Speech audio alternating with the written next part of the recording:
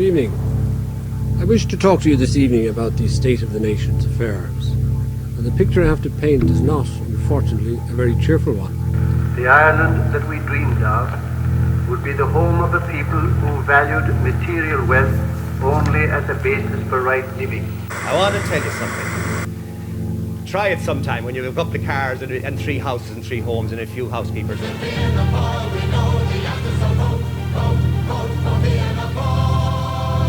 I think one way or the other, Fianna Fáil will continue to be the dominant and significant party in this country for a long, long time. In the case of Deputy Ray Burke, on an honourable man to resign his important position on the basis of innuendo and unproven allegations. Ray Burke paid the price for fiddling his tax today. I live a simple life. I did no wrong. And this is all I'll say.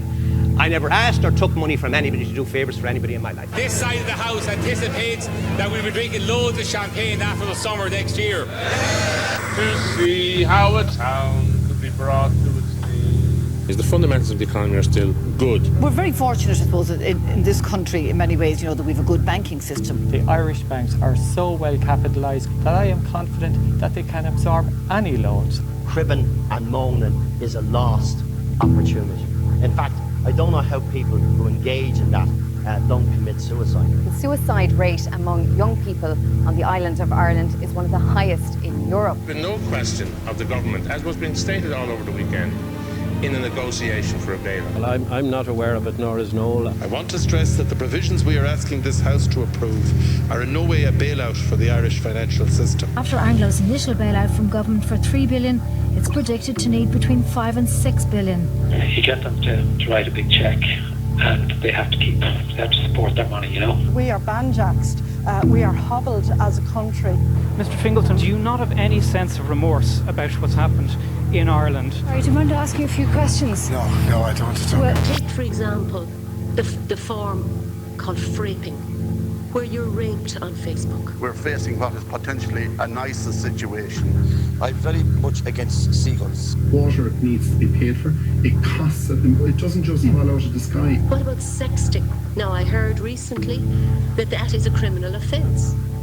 On last night's programme, we carried a report on the illicit hanging of caricatures of An Taoiseach in 2 Dublin galleries. RTE News would like to apologise. I'm going to stop that there because the idiots behind you are a bit of a distraction. Comments were made by a guest suggesting that the journalist and broadcaster John Waters, Breed O'Brien and some members of the Iona Institute are homophobic. These are not the views of RTE, and we would like to apologise for any upset or distress. So let's not change the message of marriage by redefining it. For the sake of our children. When cuts are needed, they start at the top, not with the blind or the disabled or the carers like the Fianna Fáil party. Frankfurt's way or Labour's way. We'll replace old government indifference with new government insight. Our manifesto has clearly set out that we are against water charges. All of the protesters that I have seen before seem to have extremely expensive phones. On the minimum wage of 35,000. We'll get even next year. Not the church, not the state. Women must decide their fate.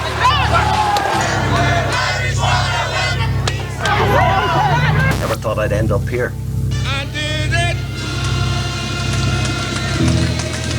Good night! Thank you very much indeed.